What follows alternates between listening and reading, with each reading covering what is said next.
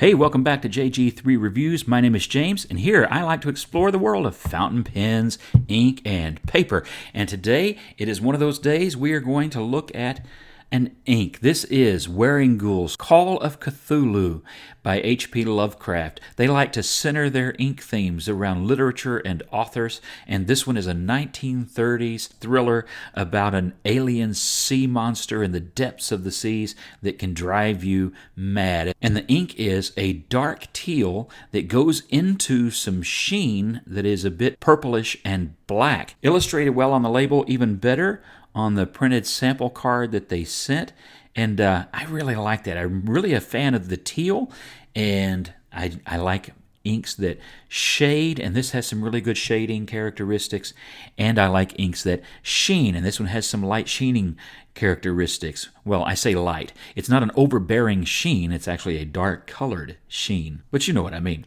Anyway, I really do like the ink, and I'm ready to put it to the test as far as water fastness and dry times and how does it look on different papers, because as you know, shading and sheening inks perform very differently on papers that vary a lot, and so we'll look at several of those as well. Since I've got the bottle right here, let me just tell you what I think about the bottle, because a bottle does matter. For example, when you go to fill a pen with ink, I really like diamine inks, but the 30 milliliter bottle is really difficult to get a fill from on some pens, and actually just plain impossible. I made the mistake not too long ago of gifting a pen to a loved one, and then the bottle that I sent with them that was this size didn't actually fit. I should have checked that first. I just blanked out and forgot and realized my mistake later. So, how big the opening of the mouth of the bottle is, it matters.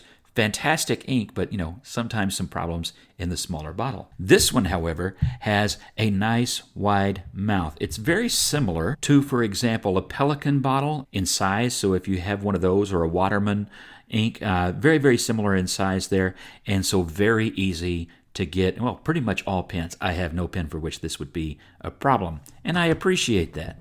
Makes a good seal, and I just kind of like the cubic bottle, and it looks good, and it's nice thick glass, so I'll give it a thumbs up. It's a pretty easy bottle to use. It is 30 milliliters, and as you might be able to see down here, it is $22 for the bottle. But how does it look on paper? Well, let's look at that. First, let me just remind you, the pen that I used for this test is the Opus 88, and if you haven't seen that review, you're going to want to go check it out. It is the Twilight Sonata.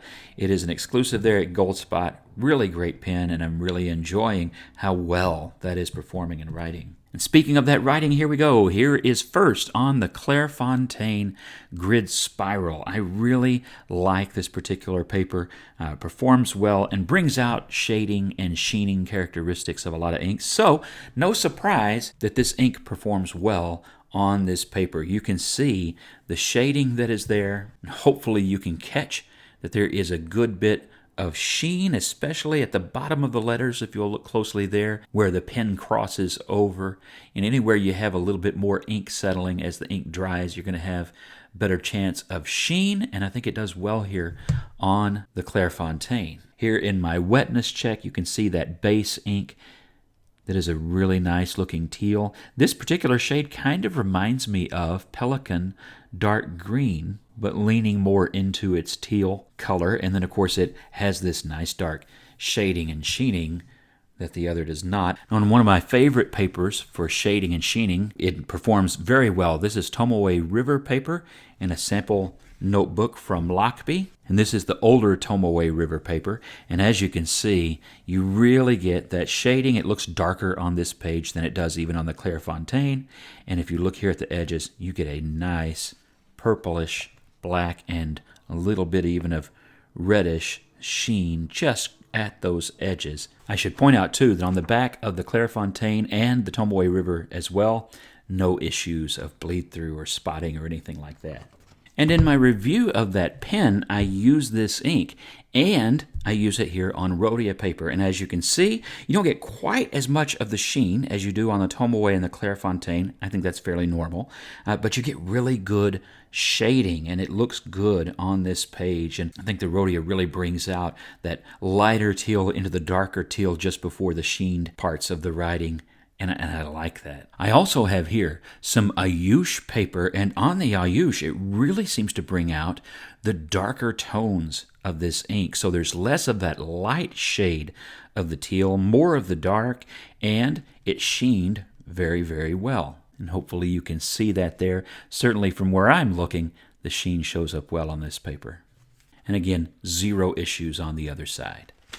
Well, what about cheaper, more common papers, you may ask? Okay, well, here we are, pretty common here where I am, Walmart. So this is their pen gear paper. It is made in India. This is the dot grid spiral version of these notebooks, and it performs really well. Again, it comes in really quite dark, good sheen, no real feathering issues, no bleed through or anything like that. On the other side, you can totally use both sides of the paper. And once again, both ink and paper here performed very well. If you're not familiar with these are just a couple of bucks per spiral most of the time. Now, another inexpensive paper I like to use pretty often would be these composition notebooks from some of the big box office supply stores. This one is True Red, which I think, if I remember right, is sold at Staples, but correct me if I'm wrong. This paper doesn't always resist ghosting and even sometimes a little bit of bleed through, but generally it writes very smoothly and performs pretty well. It doesn't have feathering issues or anything like that, and it's just a pleasant paper to use and a really inexpensive notebook. And you can see here, it also brings out some of the darker hues of this ink. There's less of the sheen, not much sheen at all, but definitely good shading. And on the other side of the paper, I can see what's on that other side, but actual bleed through or anything like that, no, it performed actually quite well. And again, some really good inks do come through this paper. So that's a plus. And you might want to know how it performs on copy paper. This is Hammermill Copy Plus. This is what we keep in our laser printer here at the house. And on this paper, you don't get any sheen whatsoever. You get a little bit less of the shading, and there is just a bit of feathering, and you'll get some spotting here on the other side. But you notice it doesn't bleed through to the other paper on the other side. So, that's pretty typical performance for a lot of fountain pen inks. Pretty much the same for the Colorverse Blue Dragon I reviewed recently. But good enough that you can write on copy paper if you need to. And this is a nice smooth paper as far as that goes. Just don't expect the same kind of performance as really any of the ones that I've shown you so far. All right, we're going to do an ink swatch. But before we do, this is a Q-tip I used for a swatch in a different notebook not that long ago, and I'm wondering if I can get the light to play nicely with me and show you the sheening that is on this Q-tip after that's dried out overnight. Really quite cool, and that gives you some idea of what to look for in the spots where the ink will go into that darker sheen. All right, we'll go for our first pass on the ink swatch. You can see that nice teal color. I really like the base color on this ink. It looks really good. That's one pass.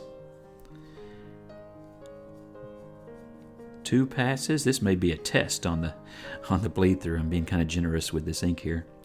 And now the 3rd pass in this section over here. We'll let that dry and come back to it and see what that looks like. In the meantime, let's do our dry times. I accidentally went ahead and swiped that as soon as I wrote it, so that would be the instant dry time there. Let's wait 5 seconds. All right, so from instant to 5, I guess that gives you some kind of a benchmark, doesn't it? 10 seconds. Now this is being pretty generous with the ink. Let's look at 30 seconds here. All right, 30 seconds, and that's nearly dry. That seems to be pretty consistent with the way the writing has been on several papers. We'll go ahead and do a minute, but I don't predict much is going to be left at 60 seconds. All right, 60 seconds. And yeah, it's just a little bit, tiny bit there at 30 and 60. But for the most part, you're going to be able to flip the page somewhere between 30 and 60. So, pretty decently quick drying ink, not much of a problem at all. And if you look up here at this ink swatch, even though it's not quite to the sheeting stage of dryness, you can tell that's getting pretty dry pretty quickly itself. But I know what some of you are thinking. You're thinking, but I wanted to see a water fastness test. Now this is just a standard ink. It's not a documental ink, so we're not going to expect miracles here. But what we want to know is if you're walking out in the rain, if you spill your glass of water near something you've written with your fountain pen, how is this ink going to hold up? Will you still be able to read what you wrote? Is it all lost completely? And so that's what we're looking at here. Spread these water droplets around. See how that goes? I think I need a little bit more than that, don't you? This is distilled water. There we go. I like to put it to a real test there on this. We'll see how it goes. All right, I've given that a couple of minutes, and we're going to see whether or not we can still read the words that were there, how much of that grid is left, and it's clearly pulled a lot of the ink and the color, and that had been dry for quite a long time, by the way, probably about a half an hour or so before I put the water on. I'm going to dab that. I don't want to smear around and mess it up, so I'll just dab this and see. And wow, yeah, so kind of what I expected. There are places right here where you don't actually have any of the written grid left. Those are just the lines that were already on the paper. So it's going to be pretty possible to remove, say, your signature from something. So don't use it for anything that it's really important that it stay there forever, regardless of environmental things that are going on, water or humidity, things like that. Don't use it for that. It's not a documental ink, because just by itself, it's not going to be preserved through adverse conditions. All right, before I give you my final thoughts, I'm having trouble getting my notebook around the camera stand here, but just a reminder, this is a 30 milliliter bottle. I mentioned the shape. It's basically the size of the small diamine bottle. It's the same amount of ink, just a larger glass bottle, but that'll give you an idea of how much ink you're getting. It is $22, so a little bit more to the premium end of ink prices, similar to what you'll pay some places for Iroshizuku or something like that. But it is a good ink, and it does have some interesting characteristics that I really do like. I like the original teal shade, the base shade as I would call it. I like the shading that it goes to in some places where it is much darker, and I think fitting for the theme and the name of the ink, it gets a little bit ominous in its darker places. And I like the sheen you get on some papers. Probably best seen here on this Tomoe River in that swatch. So if that's a color that you like and those are qualities that you like in that shading and in that sheening, I recommend that you check it out. It really is a pretty neat ink, and so I can recommend that. Again, if you want to look for it, there is a link in the description below. And as we come to a close, I want to thank you again for all of your liking and sharing of videos, for the comments and the interaction that I see there. And I hope you have a really great week, or for me, as I'm recording this, heading into the weekend, I hope you have a great weekend. God bless you, and I'll see you in the next review.